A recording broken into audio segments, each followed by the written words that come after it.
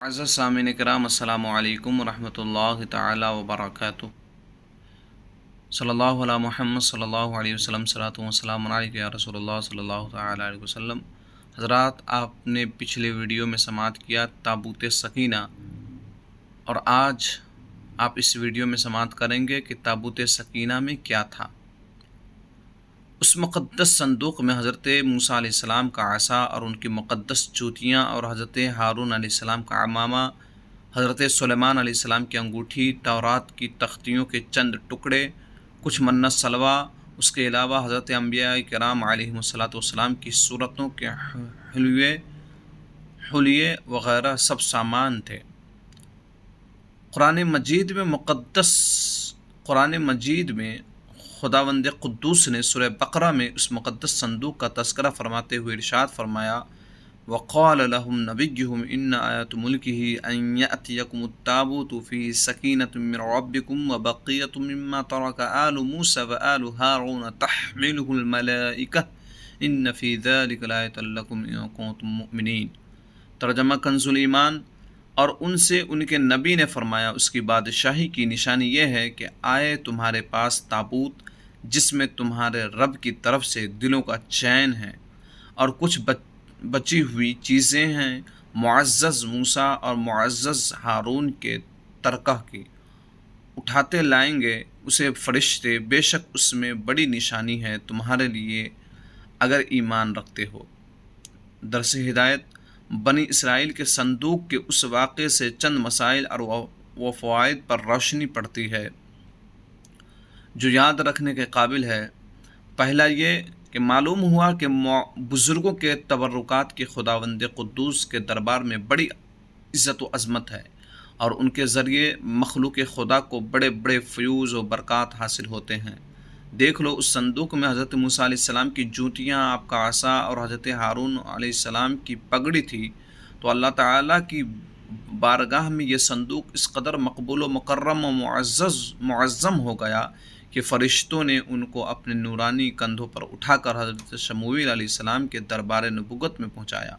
और खुदावंद क़ुद्दूस ने कुरान मजीद में उस बात की शहादत दी कि फ़ी सकीनतुम मिन रब्बिकुम, यानी उस संदूक में तुम्हारे रब की तरफ से सकीना यानी मुमिनों के क़ुलूब का इत्मीनान और उनकी रूहों की तस्कीन का सामान था।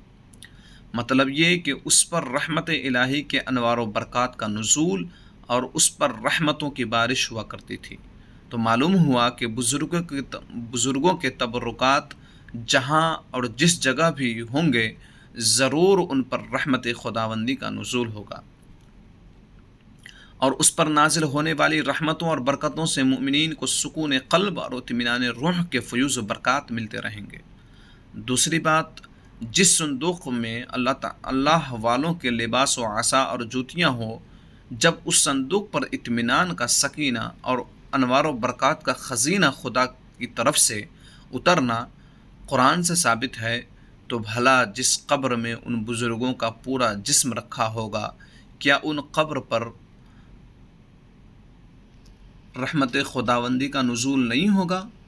हर आक़िल इंसान जिसको खुदावंद आलम ने बसारत के साथ साथ ईमानी बसीरत भी अता फ़रमाई है, वह ज़रूर उस बात पर ईमान लाएगा कि जब बुज़ुर्गों के लिबास और उनकी जूतियों पर सकीना रहमत का नुज़ूल होता है, तो उन बुज़ुर्गों के कब्रों पर भी रहमत खुदावंदी का ख़ज़ीना ज़रूर नाजिल होगा। और जब बुज़ुर्गों की कब्रों पर रहमतों की बारिश होती है, तो जो मुसलमान उन मुक़द्दस कब्रों के पास हाज़िर होगा, ज़रूर उस पर भी बारिश अनवार रहमत के चंद क़तरात बरस ही जाएंगे, क्योंकि जो मूसलाधार बारिश में खड़ा होगा, ज़रूर उसका कपड़ा और बदन भीगेगा। जो दरिया में गोता लगाएगा, ज़रूर उसका बदन पानी से तर होगा। जो अतर की दुकान में बैठेगा, ज़रूर उसको खुशबू नसीब होगी।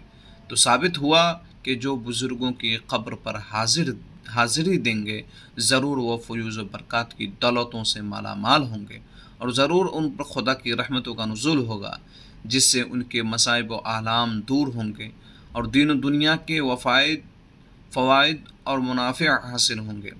और तीसरी बात ये भी मालूम हुआ कि जो लोग बुज़ुर्गों के तबर्रुकात یا ان کی قبروں کی اہانت اور بے ادبی کریں گے، وہ ضرور قہر قہار اور غضب جبار میں گرفتار ہوں گے، کیونکہ قوم عمالقہ جنہوں نے اس صندوق کی بے ادبی کی تھی ان پر ایسا قہر الہی پہاڑ ٹوٹا کہ وہ بلاؤں کے ہجوم سے بلبلا اٹھے، اور کافر ہوتے ہوئے انہوں نے اس بات کو مان لیا کہ ہم پر بلاؤں اور وباؤں کا حملہ اسی صندوق کی بے ادبی کی وجہ سے ہوا ہے۔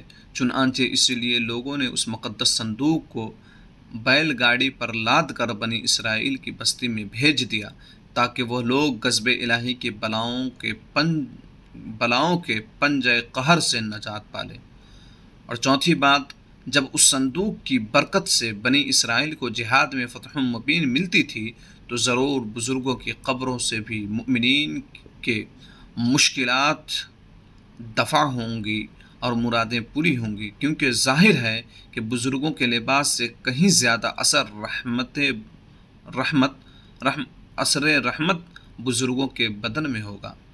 پانچویں، اس واقعے سے یہ بھی معلوم ہوا کہ جو قوم سرکشی اور عصیان کے طوفان میں پڑ کر اللہ و رسول کی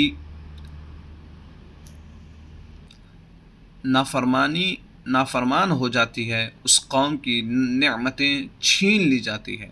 چنانچہ آپ نے سنا کہ جب بنی اسرائیل سرکش ہو کر خدا کے نافرمان ہو گئے اور قسم قسم کی بدکاریوں میں پڑ کر گناہوں کا بھوت ان کے سروں پر عفریت بن کر سوار ہو گیا، تو ان کے جرموں کی نحوستوں نے انہیں یہ برا دن دکھایا کہ صندوق سکینہ ان کے پاس سے قوم عمالقہ کے کفار اٹھا لے گئے، اور بنی اسرائیل کئی برسوں تک اس نعمت عظمیٰ سے محروم ہو گئے۔ تو اللہ کی بارگاہ میں دعا کرتا ہوں کہ اللہ تعالی ہم سب کو صحیح سمجھ اور بزرگوں سے محبت کرنے کی توفیق عطا فرمائے۔ وما علینا الا البلاغ۔ السلام علیکم ورحمۃ اللہ۔